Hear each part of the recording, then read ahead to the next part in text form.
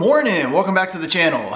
I'm Ryan and I'm up bright and early this morning, and I wish I had a better reason to be, but I kind of jacked up my Viper. So I made one of probably the biggest mistakes in my life.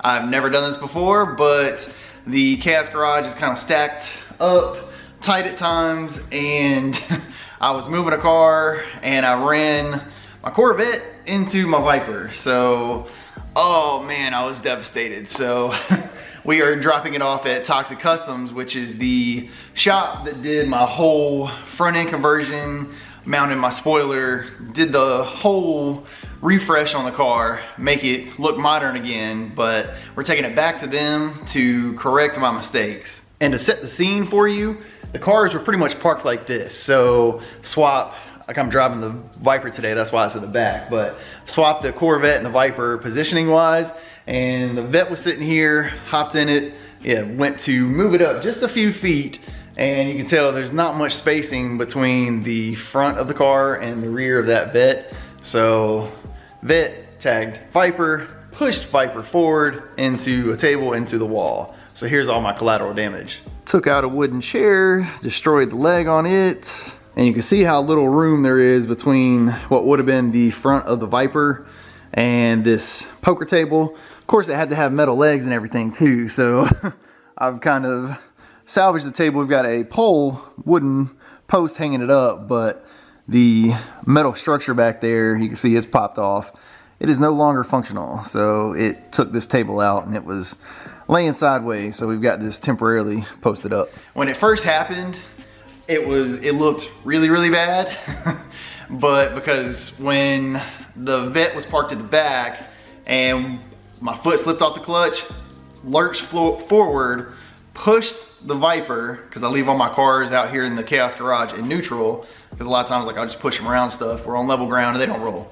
So it pushed the Viper forward, so I tagged the back of the Viper, pushed it forward, threw a table into the wall, broke some chairs in the process, broke the table.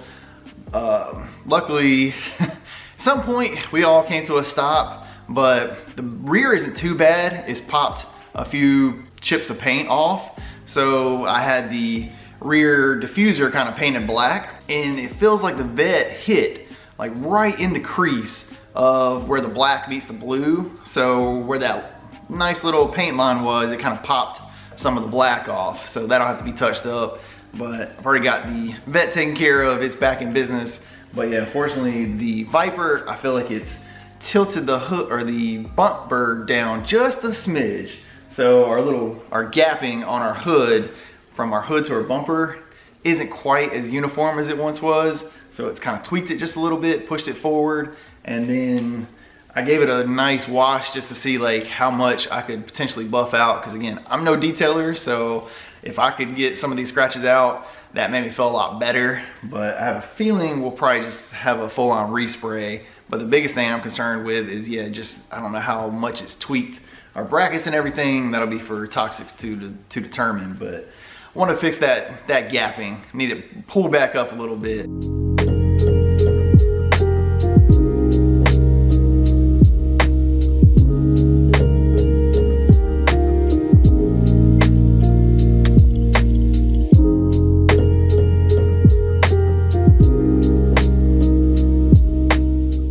Thankfully, the damage overall isn't too bad. So, because when it first went down, I mean, it looked way worse with the table sitting on top of the car and that kind of thing. Like I was devastated. But there's chaos always in life, so it's just a matter of game planning, getting a fix, moving forward, and not lingering on it.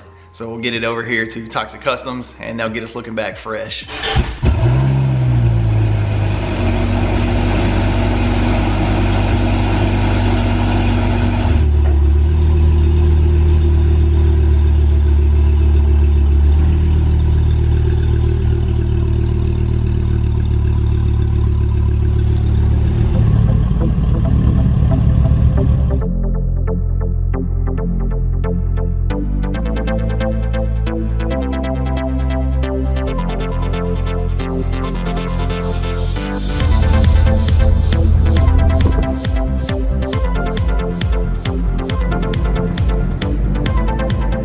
able to get the car dropped off, so we're headed home now.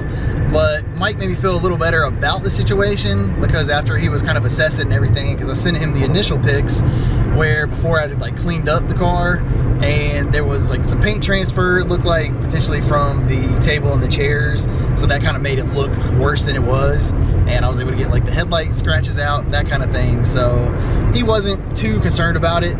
He'll be able to knock it out within a week's time, so I was kind of at his mercy. I wanted Toxic Custom, since they were the one to build the initial structure and complete the bumper, I wanted them to be the ones to fix it, just because they know their own work, so they would know if anything looked off. But he's hoping that he can basically just take the bumper off, respray it, that'll clean up all of our chips and dings and scuffs and scratches that I created. But then as far as like any of the structure being out of whack, he's not worried about that at all. He thinks it's just kind of push some clips up, nothing major, just needs a little realigning, and then it'll go back 100% smooth. So I'm glad it's gonna be hopefully a quick turnaround. I was able to get it in quick, and he said it shouldn't take him more than a week, so I'm excited to get the car back 100%. A little longer than a few minutes later. Officially got the call to go pick up the car today, so Slam and I are on the way to grab the Viper. So I talked to Mike on the phone this morning, and he was saying that I did a lot more damage than kind of he anticipated, or when I was talking to him and showed him the car initially, I was like, yeah, I tweaked the front bumper, like the alignment of it and everything, and he was originally thinking that it was just like the clips and it just kind of popped out of place, that kind of thing. But nope, I actually pushed the brackets down a little bit, so I mean, visibly it was tweaked. He was thinking it was easier, just needed pop back on, and I wasn't sure, but I thought some of the brackets kind of looked a little twisted or bent a little bit. And again, not much. It was just enough to throw that hood alignment out of whack. So I had a whole lot closer or farther of a gap on the passenger side than I started with. But we're back in business, so we're gonna go check out the car for ourselves and get it back in the Chaos Garage.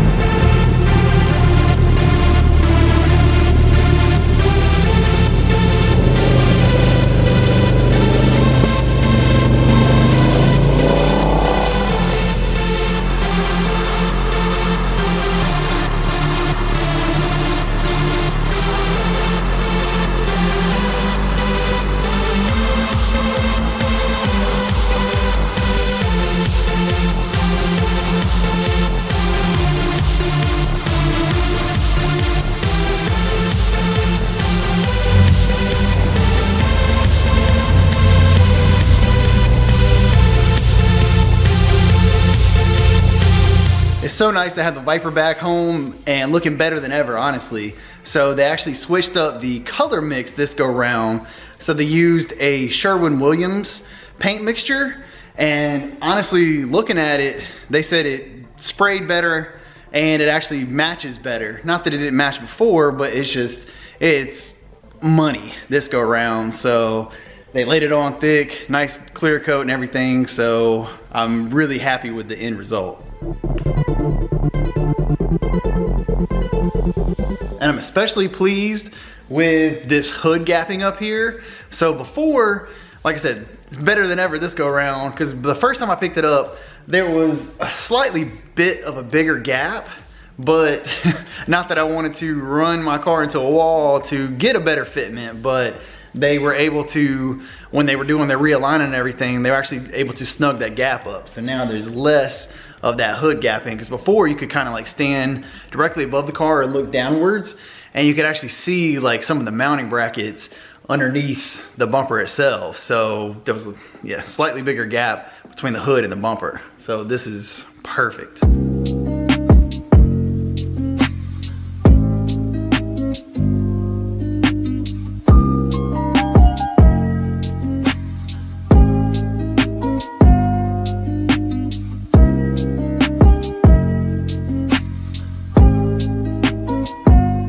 Hopefully no more chaos with this car. I've had enough for 2025. It's been it's been a ride, but I did just want to, I like documenting both good and bad, everything that happens around here. Again, that's part of the chaos.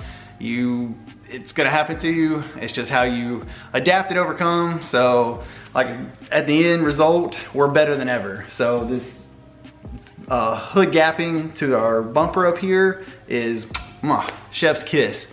So again, I hate that I caused the damage and it cost me, I'll be transparent, it cost me $1,700 to get the car fixed, but all in all, considering I tweaked some of the bracketing underneath, I broke some clips, and just the scuffs and everything on the front bumper to have it resprayed, I feel like all in all, I came out pretty good. I mean, I had it in my head, I was already thinking it was gonna be way more than that, so we're back on the road now. It set me back from some of my other projects I want to accomplish, but again, that's the chaos, you just roll with it. So this car, I'm working hard to get it back so I can feature it again on the channel because I just miss driving it. I mean, it's pretty much been sitting since Tell the Dragon. I think I've driven it, that was the second time. I had to get it inspected, and then I also, had to drive it to the shop and back. But otherwise, because if there is something suspension-wise going on, I'm trying to drive it the least amount as possible until I get it set up right. So I've got lots of projects stacked for this car. I've got a Gen 5 intake for it. I've got those 18-inch SSRs that needs a e-brake relocation kit put on. I want to do all of that, but I want to make sure I can actually like get out and drive the car before doing all that. So it's on standby. So if you're patiently waiting to see the car on the channel, get in line, me too. So, but I want to thank everybody for watching. If you haven't already, make sure you smash that subscribe button, and we'll catch y'all in the next one.